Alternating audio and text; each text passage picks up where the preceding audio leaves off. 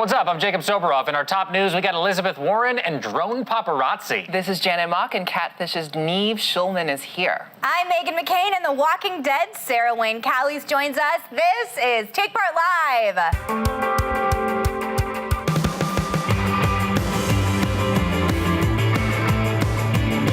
Before you say anything, I need to tell everybody that we had a pre-show dance party in Megan's dressing room. So go on my Twitter right now, follow me. I need more followers and see behind the scenes pre-show dance party. All right, turn down for what? Welcome to Take Part Live, the anti-news news show. Today, the lovely activist Janet Mock is back to help us co-host. Yes! My farewell show. Thank you so much for being here all week. You'll be back. I ain't worried about it. All right, guys, ready? On to our first story. All right, everyone goes on a Twitter tirade once in a while. I know I certainly have. That's what those tedious views are my own, and retweets don't equal endorsement, disclaimers are for. But what if you're an employee at a powerful corporation and your outrageous tweets garner unwanted media attention? For better or for worse, an employee at Google is about to find out. Yeah, this employee's name is Justine Tunney, and she's a coder for Google. She's an infamous figure in some circles because she has claimed to be one of the founders of the Occupy Wall Street movement, at least the social media presence she says she's run.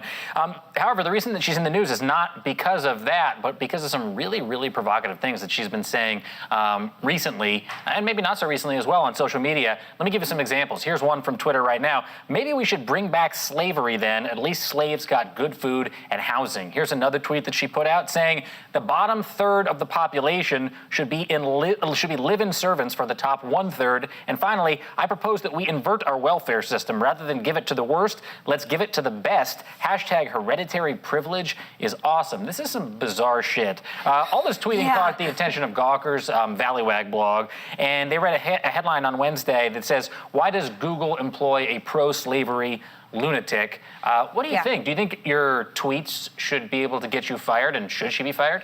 I think it matters if she hasn't necessarily violated Google's own standards of conduct, then I guess she's completely free to say whatever the hell she wants. But I will check her white privilege in the sense of saying that slaves got free food and housing, you dumbass.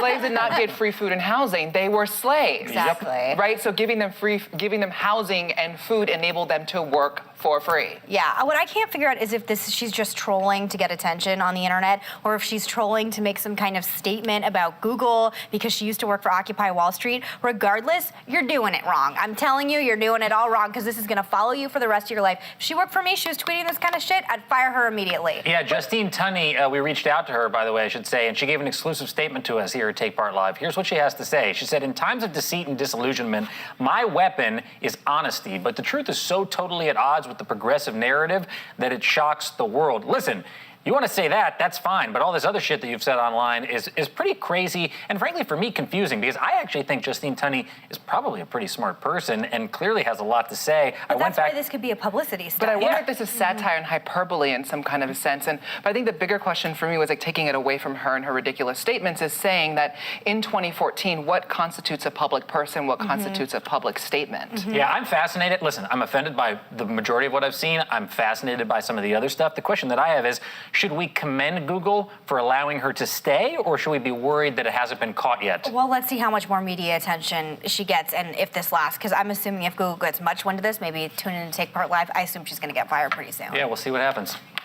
Well, I've been here for a couple of days, and we've done this dance before, so you all know how it goes. The show is called Take Part Live, so talk to us while we're on air. That's right. The producers in the bullpen behind me are more than just peanut gallery window dressing. They love gathering up news and gossip, so hit us up on Facebook, Twitter, Instagram, or on takepart.com, and please join our conversation. And to kick things off, here's our daily debate. Answer our poll on takepart.com. Is it an employee's right to have a predictable work schedule? Let us know what you think, and tweet us at Take Part Live using the hashtag ShiftHappens to elaborate. We'll have the results later on in the show. All right, I think it's time time to go to our next story. My favorite story. The prevailing narrative is that the Democratic nomination for president is Hillary Clinton, but among those Dems tired of the status quo, a rising tide of support for progressive upstart Liz Warren is making things interesting. How the tension within the party will affect the race in 2016 remains to be seen. Megan? Yeah, so Elizabeth Warren, as you said, has gained a lot of popularity among progressive Democrats because she's very aggressive in fighting against Wall Street corruption and fighting for workers' rights. However, she is also lacking in political experience. She's only been in office about 2 years, and an article posted on the Daily Beast on Wednesday points out that many of Warren's biggest supporters are also Hillary Clinton donors and would be more likely to support Clinton if the two actually faced off in 2016. But just because Elizabeth Warren might not win, does that mean she shouldn't consider challenging Hillary Clinton? And couldn't her campaign actually maybe be good for the party and politics? I love this whole thing because I'm so excited 2016 is coming up. I absolutely think that she should get in the race. I absolutely think that she should challenge You're Hillary crazy. Clinton. No, but let me tell you why. There's a couple of issues. First of all, what's been going on with the banks and the financial crisis? I've never seen anybody go after the banks in Washington, D.C. as hard as Elizabeth Warren has. It's pretty incredible to watch some of that congressional testimony and the people that she's called and the way that she's given them an ass beating, basically. The second thing is student debt. She said she put together a proposal to forgive all student debt. There's more student debt in this country than credit card debt right now. Nobody else is floating a proposal, anything like that. And I think it's really admirable. And I think it's something I'd like to see Hillary Clinton have to defend. I think 2 years ago she was a college professor. She lacks even less experience than President Obama did before he ran. I also think she does have a great political future if she plays her cards the right way. If she runs this time around, there is not a chance But in didn't hell. Obama win? Obama did win, but this is an Obama did entirely win. different situation. This is a woman. First of all, we already had 8 years of Obama. A lot of people are over Obama at this point. She's not. I'm just not over Obama. A lot of America is. I mean, nobody in this goddamn city is over Obama, but I am. Not the lone Republican in LA. You cannot be. I'm literally. They had it's, Schwarzenegger here, right? No, Wasn't it's, he a Republican? no, it's me and John Voight carrying the flag in LA. Anyway, but honestly, I know a little bit about running for president, and there are two ways to run for president. One, if you actually think you're going to win, or two, if you're going to just get publicity. And I think if she runs now, her perfect little image as the progressive Democrat will get tainted. And I think for her own purposes, she should wait. Yeah, but I would love to see her stay in Congress. But I think that there's something so exciting about this exchange of ideas between two women on a national platform, right? Hillary, the establishment, versus Elizabeth Warren, the I hate banks and I'm for students argument. I love them being there challenging each other. I think they're foils for one another. I think that Hillary shouldn't get too comfortable. So that's why I like the idea of this being out there to say that let's have a public debate and really talk about the issues. If you did use that argument about if you only think you can win, then Barack Obama wouldn't have run and he wouldn't It's be not able to only become that I don't president. think she could win. I think a lot of politics is, I think most of politics is about money, and I think the big donors are going to give it to Hillary, if she allegedly runs, but we all fair enough. probably But think it'll happen. listen, I can point to other campaigns. Frankly, Senator McCain, when Senator McCain ran the first time around, he was a maverick. He established his identity on a national scale as a maverick, and it helped. I would imagine it helped him in Oh yeah, of 2008. course. Nothing is impossible. I mean, and nothing is out of the realm in American politics, which makes it so great. But I do think this is not her time right now. I just think she is too inexperienced, and I think she doesn't have a perfect record. I mean, Dave back there thinks that I'm ridiculous for bringing up the fact that she allegedly thought she was a Native American. There's that whole scandal. You can Google it online. Like, she doesn't have a perfect record, and honestly, I think this is the type of narrative that us in the media just want to talk about in order to have something to talk about in 2016.